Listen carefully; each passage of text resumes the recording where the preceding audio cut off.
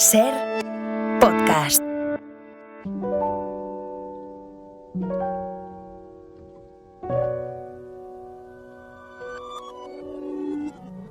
Pour l'envie que l'on a de guider ses pas,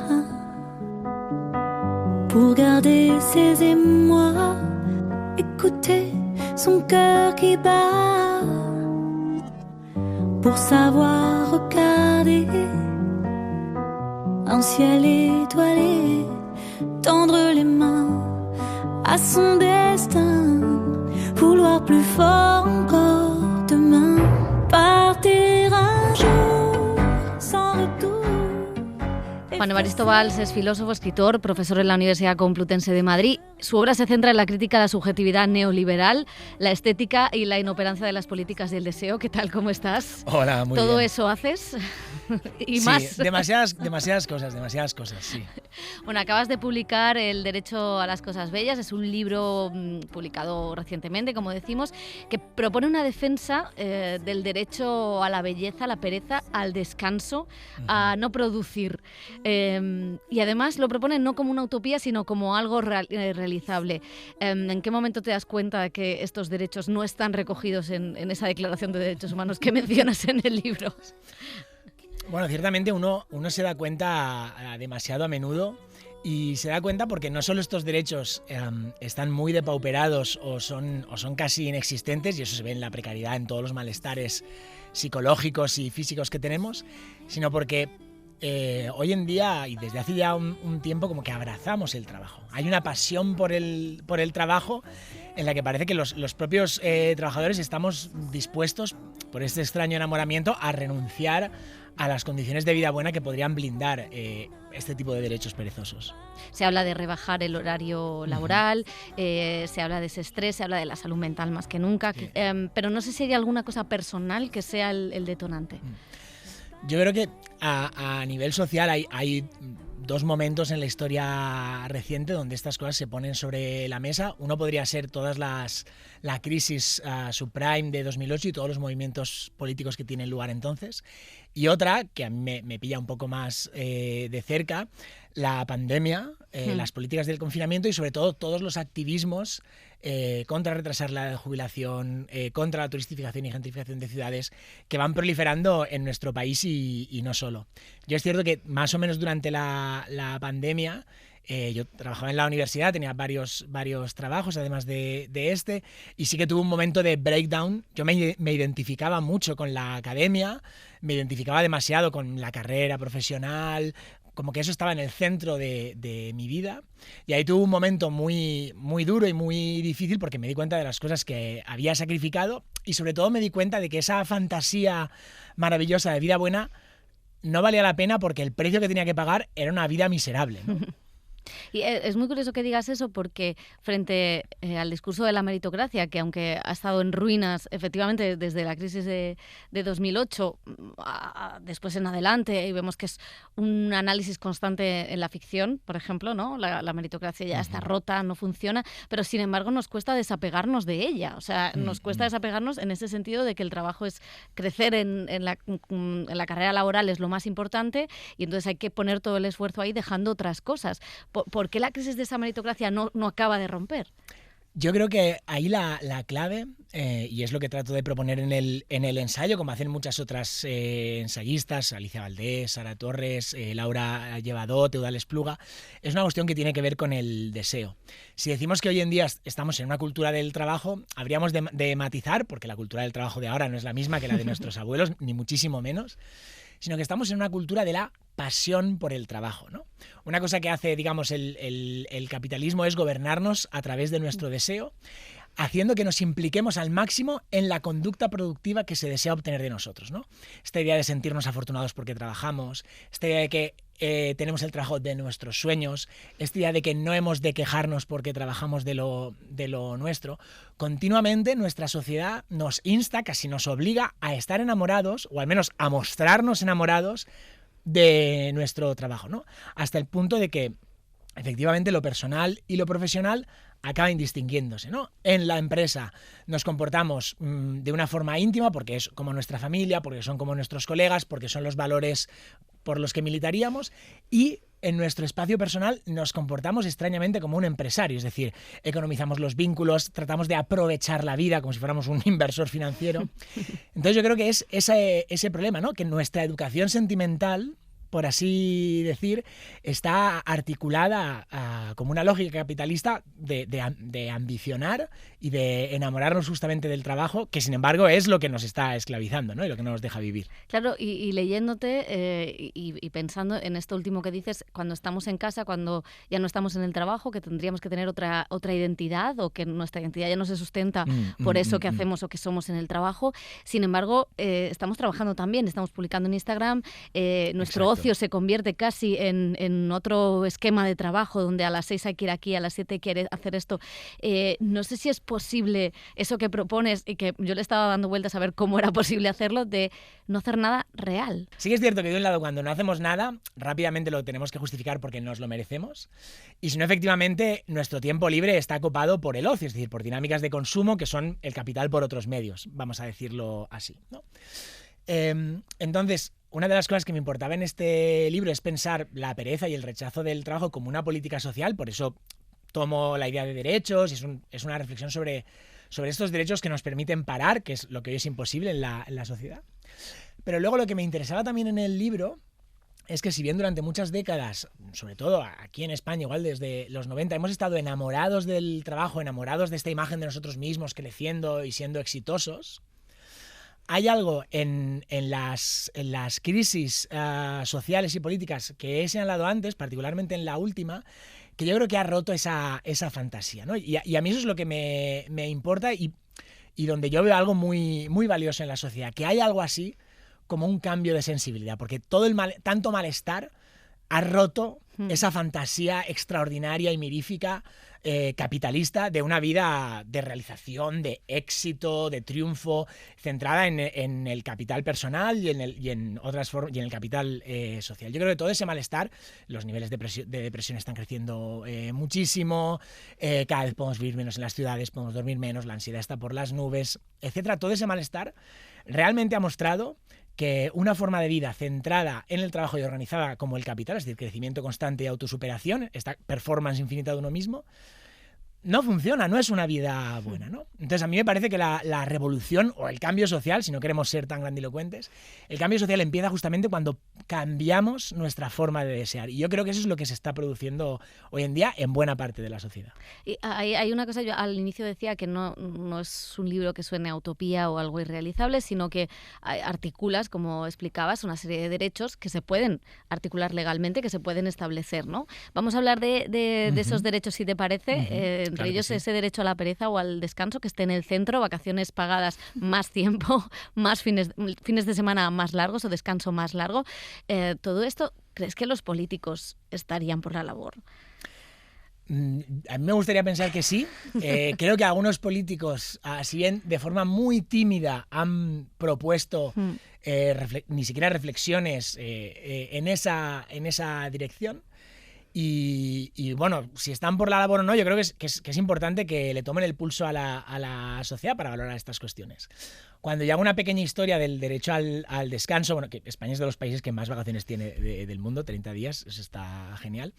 Una cosa que se observa claramente, ¿no?, con todo este desarrollo jurídico de las vacaciones, desde una semana de vacaciones que teníamos en el 31, en la Segunda República, ahora, ha pasado un tiempo, es que siempre se codifica jurídicamente como descanso necesario. El derecho al descanso necesario, así lo recoge la Carta de los Derechos Humanos, por ejemplo.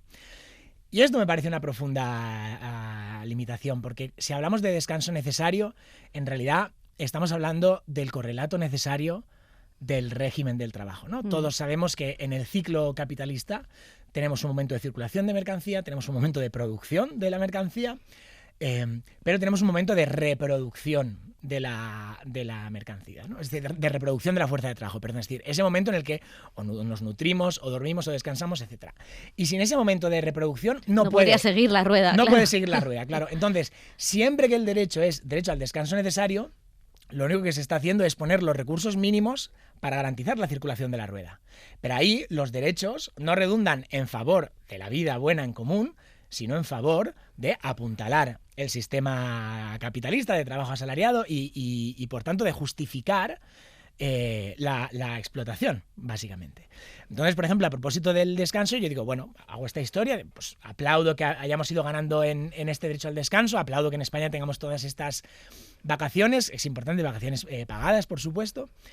Lo que no aplaudo tanto es que esto siempre se codifique desde términos mínimos, ¿no? ¿Cuánto es necesario que el trabajador descanse para que luego vuelva a la rueda, vuelva a la fábrica, vuelva a la oficina, vuelva a su smartphone en las mismas condiciones, ¿no? Y por tanto aparece esta suerte de razonamiento minimalista de, vale, vamos a tratar de reducir al máximo ese descanso necesario porque optimizamos el sueño, que es algo que la industria del wellness trata de hacer continuamente, o porque ponemos parches, todo tipo de pastillas o acelerantes o benzo, etcétera. Entonces, desde este razonamiento de lo que se está pensando jurídicamente, lo que se está construyendo jurídicamente, no es un espacio de vida buena, es un espacio para garantizar que trabajemos y que el capital esté en las mejores condiciones. Siempre que el capital goza, nosotras sufrimos. Nosotras no. Por eso, digamos, el ensayo abre con esta reflexión, ¿no? Yo creo que está muy mostrado, está muy, muy estudiado desde Nick Smirchek y Alex Williams o Helen Hester y otros, que realmente podríamos trabajar menos, que mucho del beneficio que producimos no redunda en nosotros, redunda en la ganancia y en la acumulación.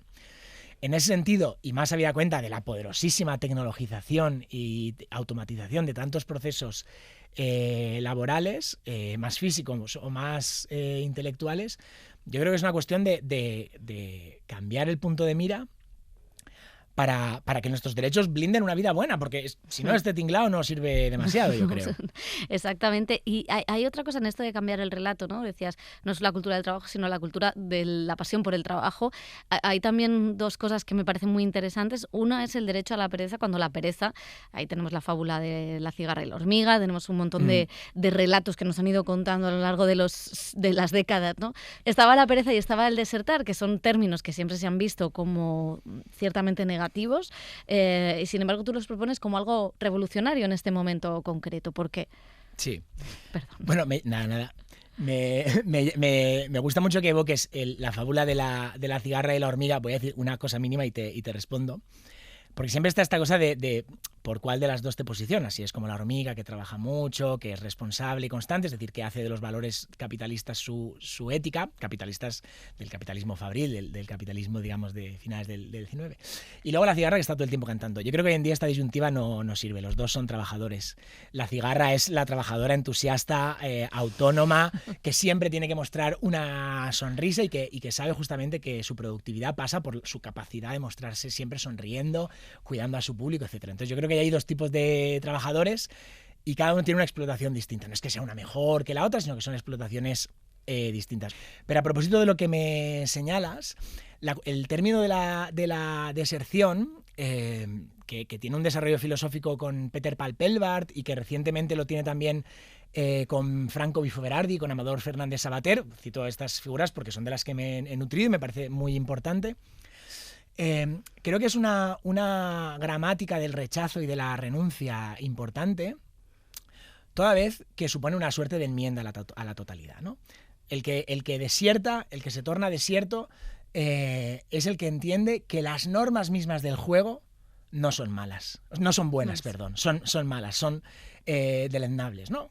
Como quien desierta en la guerra, ¿no? Al final me da igual si estoy en el bando de los vencedores o de los vencidos, voy a estar matando a gente, va a morir gente a mi alrededor, si no acabo muriendo yo, ¿no? Entonces, ¿qué juego es ese? ¿Cuál es el valor de un juego tal que hace triunfar a unos aplastando a otros, ¿no? Entonces, quien desierta dice: las normas del juego son violentas en sí mismas, da igual qué posición tome dentro, si firmo las normas ya estoy mostrando connivencia con esa violencia, por tanto, desierto, ¿no? Hasta luego, me voy, abandono, chao a todo esto, ¿no? No se trata de en el trabajo ser autónomo o ahora intentar ser opositor o sacar esta tener este trabajo que es más tranquilo o este que me da más pasta, que por supuesto cada uno lo hace como puede y como se las ingenia y como mejor sabe, digamos, situarse. De lo que se trata es que en todas estas formas de estar en el mundo del trabajo, y está claro que tenemos que estar, hay explotación. Hay un momento en que la vida se está negando, ¿no? Hay un momento en el que además convocan mi deseo, hacen que esté motivado, que dé gracias por la oportunidad, que sea entusiasta, etcétera. Bla, bla, bla, bla, bla. Sí, porque la cosa es que ya sabemos el bla, bla, bla, ese good vibes only. Lo tenemos aquí metido. Lo tenemos ahí grabado, sí, casi como lo de Kafka en la condena penitenciaria. A pesar de todo eso, esto está haciendo que mi vida no sea buena. Yo veo que estoy sacrificando mi vida por esto. Veo que estoy viviendo para trabajar cuando la idea era trabajar para vivir, pero vivir sobre todo, ¿no? Entonces, la idea de la deserción me parece importante. Y si me permites hacer un comentario breve sobre la propósito de la pereza.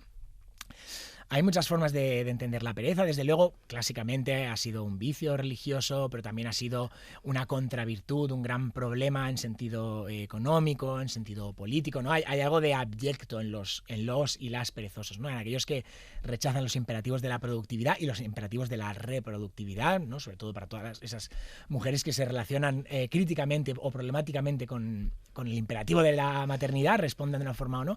Hay algo como abyecto en los cuerpos perezosos. A mí me parece importante señalar que si la pereza en un sentido político es un deseo postcapitalista, como dijera Mark Fisher, es porque en la pereza late la fuerza de no hacer nada, la fuerza de parar, la fuerza de decir no. Decir no, ese momento de negatividad donde nos quitamos de encima esa carga que está aplastando una vida buena que queremos abrazar, una relación con los otros que queremos abrazar. Ese momento de decir no, como decía, es de las cosas más difíciles que hacer en una sociedad que peca, ya lo decía Byung-Chul Han, de exceso de positividad, ¿no? De este good vibes only, de este siempre crecer, de este no tolerar un gesto torcido. En el momento en el que estamos en una sociedad donde las pasiones alegres no han dejado hueco para nada más, estamos en una sociedad absolutamente obediente, obedecemos, aunque con una sonrisa, una sociedad absolutamente obediente y una sociedad que olvide el espíritu crítico y la capacidad lateral de pensar una alternativa, porque pensar una alternativa es perder tiempo. Pararse a pensar es perder tiempo si se trata de una carrera, ¿no? Entonces, allí donde reina el estrés y la circulación constante, la libertad tiene que ver justamente con poder parar. Y yo creo que una libertad que consiste en poder parar es la que tratan de blindar los derechos de la pereza, justamente. El derecho a decir no, el derecho a parar. Y hay otro derecho, bueno, hay dos derechos más que me gustaría repasar contigo. Uno es el derecho a lo bello, que tiene que ver con esta idea del pan y las rosas también. Justamente ahora hay una película sobre una mujer que cuida a otras personas y que va robando pequeñitas cositas de las carteras de las personas a las que cuida para poder pegarse pues una cena de ostras, un vino, ¿no? Y lo que propone el director es, bueno, evidentemente quitar el dinero está mal, pero como ese derecho a no solo tener lo justo, sino a tener algo más, a poder disfrutar de las cosas buenas de la vida, va también ligado, ¿no? Esto implica otro debate porque hay unos pequeños hurtos, pero bueno, que esto nos pone en otro plano. Pero bueno, sí que es cierto que el debate de la película es si esta mujer que tiene las necesidades básicas cubiertas también tiene derecho a tener algo más, ¿no? A disfrutar de algo más, o solo tiene que trabajar, como en esto que estábamos diciendo. No sé si ese derecho a lo bello, a disfrutar, siempre se ha considerado algo superfluo y que solo podían acceder a aquellos que tenían un nivel económico o intelectual superior.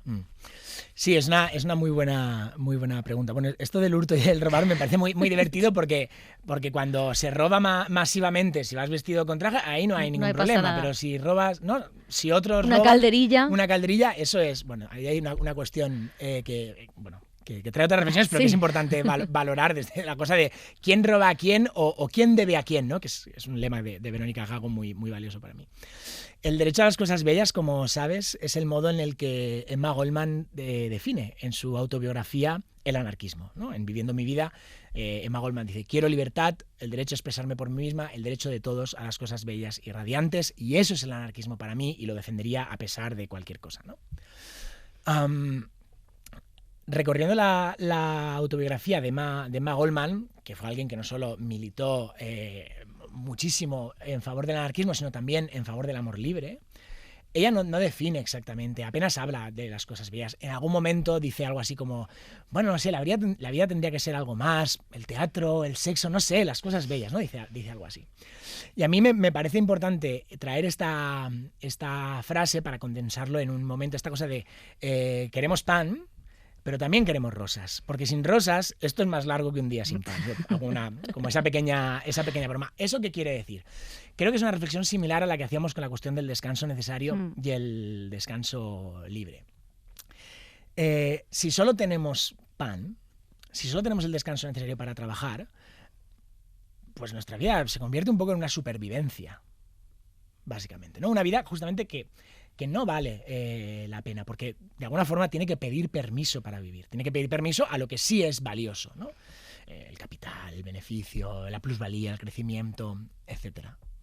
Entonces, en ese sentido, la idea de las rosas o la idea del derecho a las cosas bellas, que son las cosas inútiles, pero las cosas que hacen que la vida valga la pena, yo creo que es aquello justamente que le devuelve a la vida el valor. Y no solo aquello que hace que la vida sea digna, que no sea una mera supervivencia, que no sea un migajerío, sino que sea deseable. Yo creo que esa es la gracia, que sea una vida buena.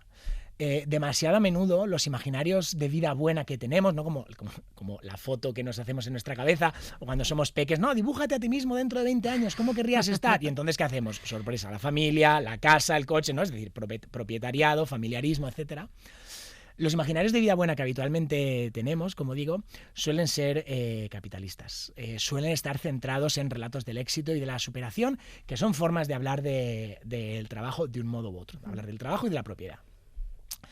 Entonces, una de las cosas que yo quería hacer en este libro, a propósito de la idea de pereza, con personajes tan poderosos como Emma Goldman, Paul Lafargue, también poetas como Adrienne Rich o Sylvia Plath, era justamente tratar de articular, y de ahí la idea de derecho, una vida deseable más allá del capitalismo, que no fuera el capitalismo, ¿no? Muchos autores, por ejemplo David Harvey, reflexionando sobre la ciudad, es una reflexión que incluyo en el libro, nos señalan que con una noción de bien común, pensando en la ciudad, podemos alcanzar cotas de vida buena para todos y todas, con las que el capitalismo ni siquiera podría soñar, ¿no? Es una reflexión afín la que aparece en la reflexión sobre el derecho a la jubilación. No es hasta que el Estado se involucra para blindar el retiro obrero obligatorio que puede desarrollarse un plan de pensiones. Las iniciativas privadas antes, en Barcelona, en Guipúzcoa, fracasaron justamente, ¿no? Entonces, hay una forma de vida buena, deseable y gustosa para todos, que el capitalismo no puede conseguir porque tiene demasiado afirmándose a sí mismo y haciéndonos soñar mientras nos deja el cuerpo masacrado.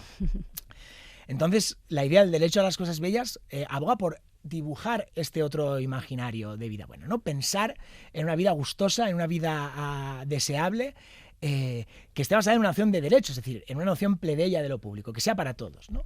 Y que no es una cuestión privativa de algunos. Ese es un poco el esfuerzo de hablar o el esfuerzo de desarrollar filosóficamente esta bellísima y poderosísima intuición que Emma Goldman tuviera cuando dijo que el anarquismo era el derecho de todas las cosas bellas y radiantes. Citabas antes a Fischer y escuchándote ahora, claro, esto de pensar en una vida gozosa, una vida disfrutable, pasa un poco como él decía en Realismo Capitalista, ¿no? Que cuesta pensarlo más allá del capitalismo, cuesta salirse. O sea, pero sí me gusta una cosa que propones, que es posible hacerlo, ¿no? Va a costar, pero es posible hacerlo. Pero está un poco en esa línea de, a veces el marco de pensamiento está tan establecido que nos cuesta incluso vislumbrar esa vida gozosa sin pensar en me voy a un spa, ¿no? O sea, exactamente. Sí, esa es la cosa. Yo creo que, al menos en la reflexión filosófica, durante los años 10, durante los 2010, hubo una reflexión muy pregnante, pues hay un libro de Chiara Bottici muy valioso,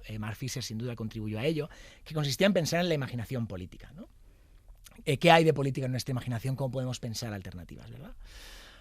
Cuando yo escribí mi anterior ensayo, La metafísica de la pereza, trataba de hacer algo así, pensar un imaginario del deseo no neoliberal. Y de hacerlo a través de las artes, a través de un archivo que podía recomponerse desde Chantal Akerman, Jean Moreau, Agnès Marty, grandes perezosas de las artes y las literaturas recientes.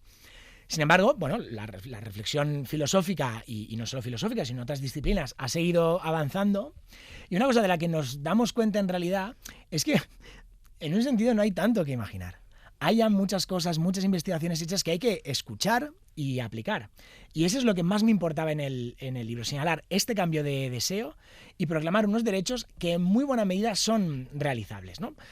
Basta con replantear el sistema de pensiones, basta con derogar la ley Mordaza, basta con tener un proyecto de ciudad con vivienda pública, como por lo demás hay en otros países, que tienen sus problemas, pero hay pero eso está. ejemplos realizados que están, sí, ahora pensaba en Austria, porque unos amigos viven allí, o en Dinamarca, pero bueno. Entonces, para mí esa es la cuestión. Es como, bien, hemos estado un tiempo imaginando, hemos estado un tiempo, digamos, con una crisis de imaginarios, una crisis de relatos, una crisis de referentes. Hay veces que las izquierdas se han vuelto muy moralistas, ¿verdad? Diciendo, debes hacer esto, no puedes hacer esto otro.